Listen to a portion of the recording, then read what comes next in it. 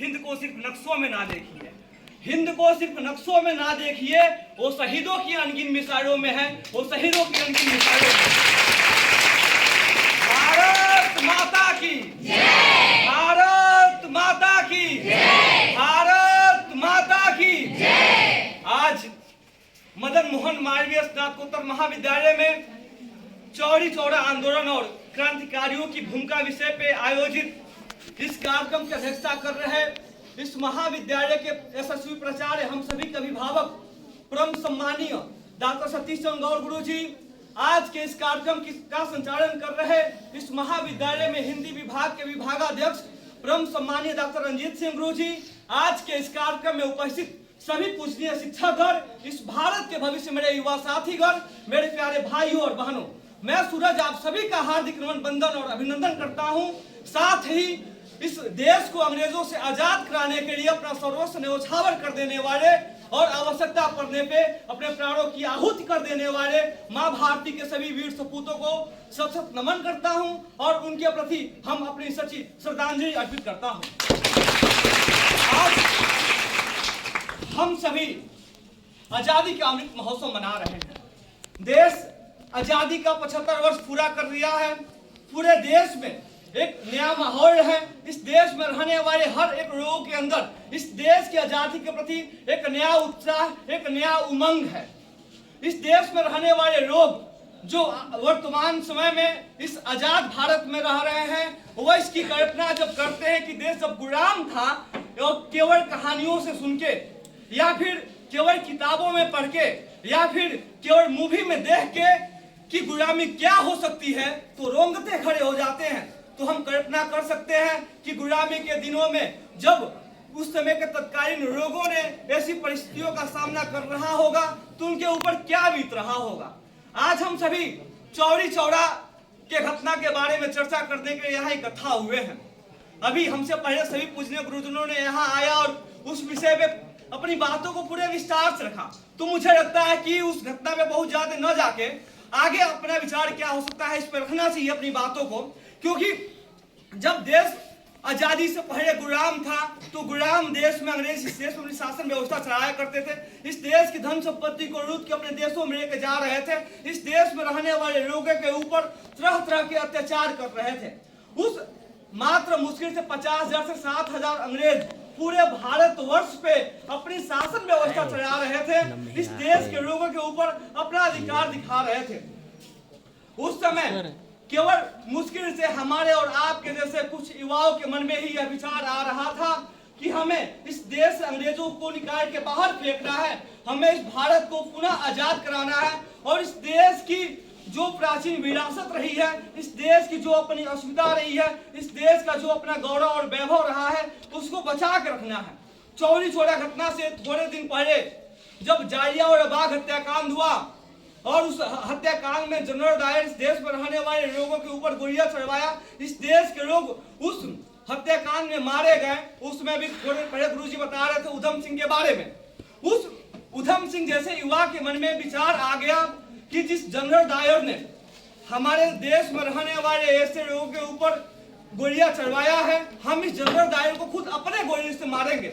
जब उधम सिंह सामान्य से परिवार का युवा था, वह अपने घर से निकलता है और जनरल डायर के बारे में खोजने का प्रयास करता है। उसको पता लग जाता है कि जनरल डायर यहाँ से लंदन चला गया है।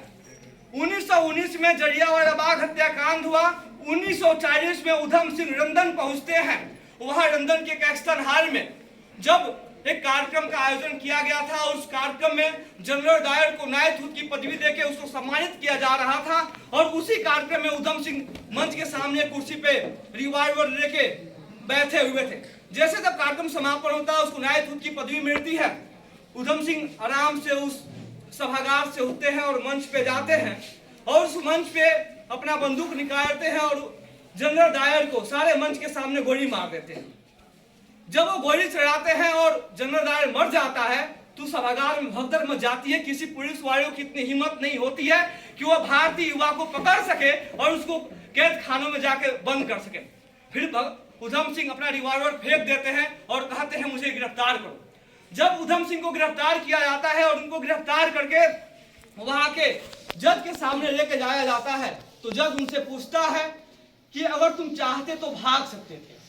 तो उधम सिंह जवाब देते हैं कि हम एक ऐसे देश के युवा हैं जहां हम पीठ नहीं दिखाते हैं बल्कि आवश्यकता पड़ने पे हम सीने पे गोली खाते हैं।